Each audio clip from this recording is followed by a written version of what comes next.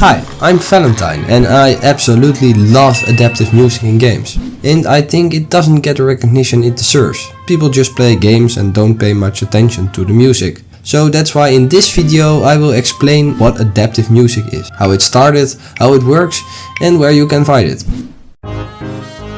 Imagine you're playing a game. Let's say it's a top-down game where you play as a wizard. When you're standing still, just doing absolutely nothing, a calm theme plays. Now you start to walk around in the environment. If you listen closely, the tempo changes as you start walking. That's pretty cool. But now you start running around. This time more instruments are being added to the playing sound. This is called adaptive music. The music reacts to the state the game is in and to the changes being made. But adaptive music is not just changing the tempo or adding another instrument. Even when moving from place A to place B and hearing music fade to another theme is adaptive music. Even the sound of jumping in a video game is adaptive sound design. But I'm not going to talk about the sound design, I'm just going to focus on the music in this video. Now that we know what adaptive music is, let's go back in time to 1978. Year of, well, not a lot of stuff I know, but one very cool thing was Space Invaders. Everybody obviously knows why.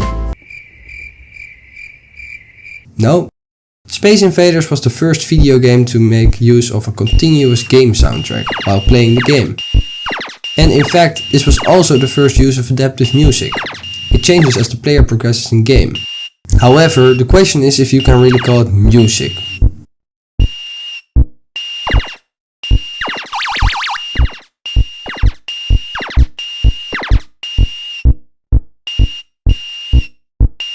And Wikipedia doesn't count this as the first form of adaptive game music, so let's go to the actual real first time. For the real first time of using adaptive music, we have to go 3 years into the future, namely to the release of Frogger. And to make it clear, it's this Frogger, not one of those. Damn, who keeps buying Frogger games? Oh my god. Anyway, Frogger was the first game to actually use the dynamic approach. The game consists of 11 different gameplay tracks, and when the player gets the frog into a checkpoint, the music would change, which means it's, well, adaptive.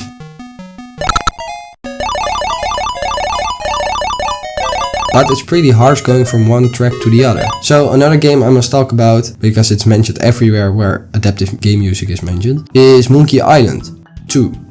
Nobody ever mentions the first one. The way Monkey Island uses adaptive audio is really interesting though, because they didn't just use an existing way of implementing adaptive audio. No, the company LucasArts made an entire software that works together with the game. This software, called iMuse, knows when to change to the other parts of the music or when to add instruments. And believe me, it's absolutely amazing. Take this clip for example. You can hear the normal theme playing in this area. But when you start talking to the pirates, you start hearing an accordion playing along with the music. And this is nothing compared to the whole game. From what I could see, almost every single screen, room area, thing has its own instruments and theme. And from that moment, more and more game studios actually started to use adaptive music in their games. As I showed, there are multiple variants in adaptive music. Let's take a closer look. Let's start with the so-called horizontal technique. The easiest way of doing this is simply fading out from one song into the new song.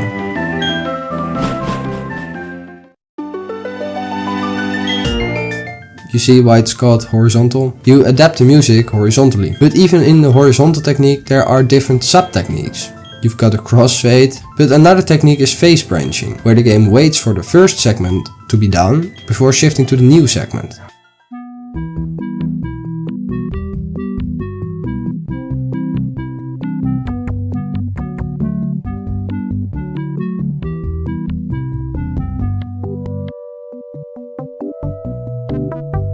This is a little harder to implement, but makes it so much better. And then we have vertical reorchestration. With vertical reorchestration, layers are being removed or added to the playing music. An example for this was the extra instrument being added while the wizard was running. See why it's vertical? With this you can add so much more life to your game. You can, for example, go from overworld to water section while playing the same theme.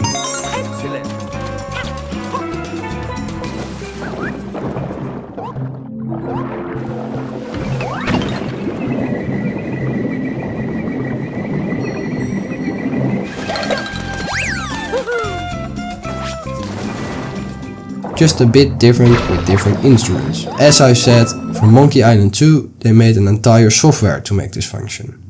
I won't try to explain how that works, because it's probably way too difficult to understand and probably kinda boring.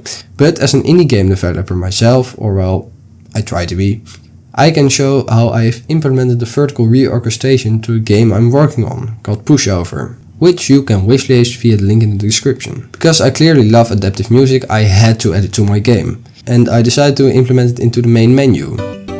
While getting ready for your game, you have to choose some options, like the amount of lives and which map you want. For this, the player goes through multiple menus, and when moving from one menu to the next, an extra instrument is added. As explained, this is a version of vertical reorchestration, but let's go a little bit deeper into how I managed to get this working. And before we do that, I am not a professional game developer, so this might not be the correct way, but it works, and that is the most important part. So I use Unity. In Unity you have sound clips. These are used for songs and sound effects. I have 4 clips for my menu theme 1, 2, 3 and 4, and when starting the game all themes starts playing at the exact same time. But 2, 3 and 4 are muted. When moving through the menu they are unmuted and thus give the extra instrument to the theme. That's literally it. Not very difficult. Okay, so now we also know how the adaptive music works in games. So I think it's time to look at some more examples of games using adaptive music. Let's go back to Frogger. The music changes very abruptly to another track, but it's still adaptive, and now we know that it's horizontal. Another example of horizontal technique is again from Monkey Island 2. I showed the pirate section before, and that is vertical, as I added an instrument on top of the already playing music.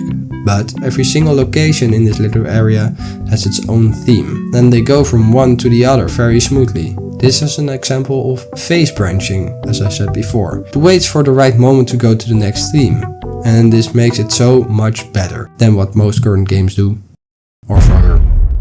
Take for example Pokemon Black and White. Even though the music is absolutely amazing, I love it, the music just boringly fades out and the next song fades in.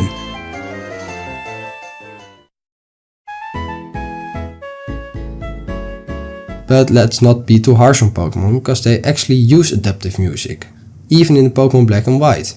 This time it's vertical, adding an instrument to the music while walking. Listen to Route 1 without walking.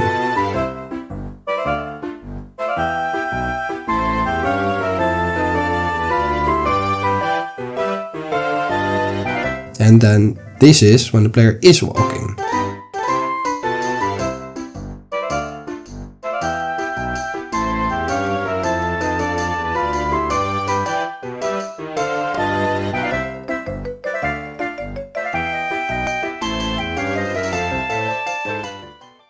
Or you can talk to the musicians in Accumulatown to add instruments.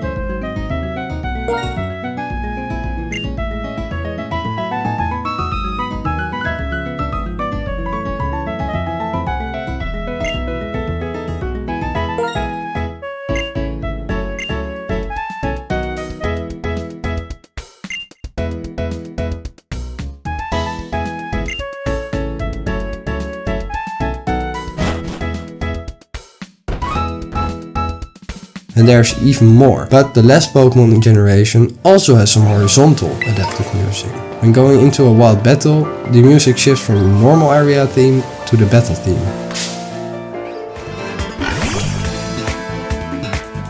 Or the difference between walking and riding your legendary.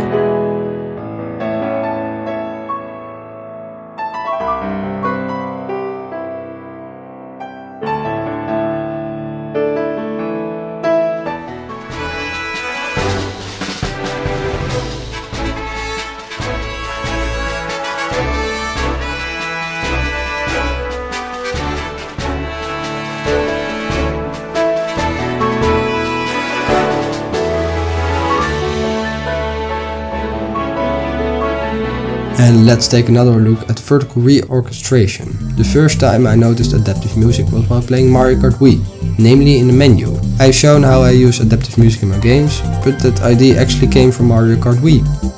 The music gets more hype each time you click through a menu.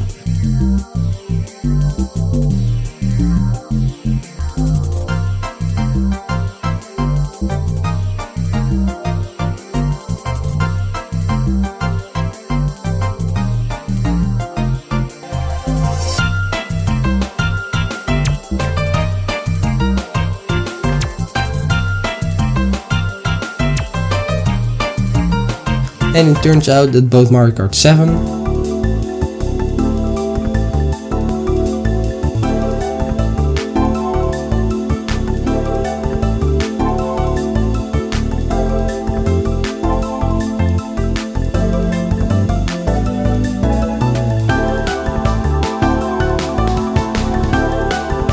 and Mario Kart 8 got the same style.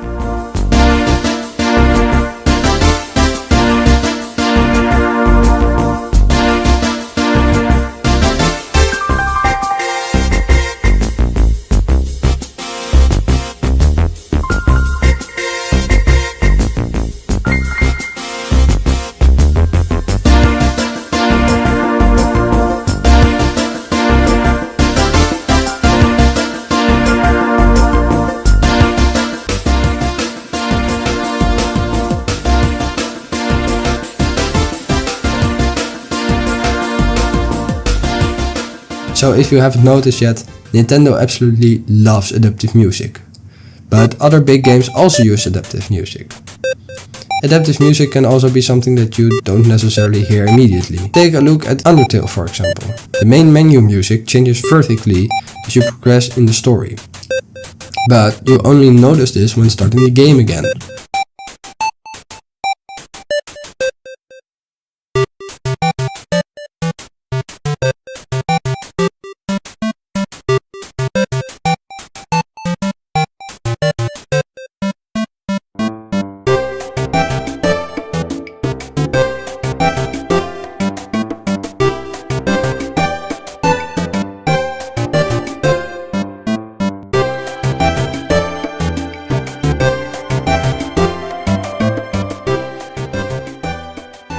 It's like the music progresses just like you in game.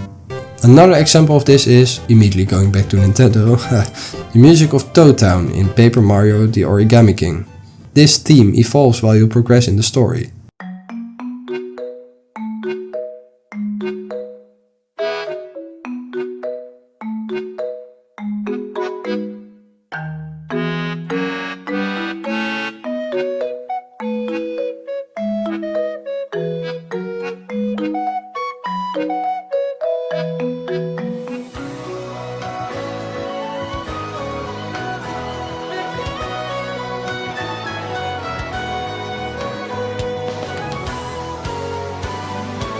And honestly, I could continue talking about games and their adaptive music for hours, but that might get boring.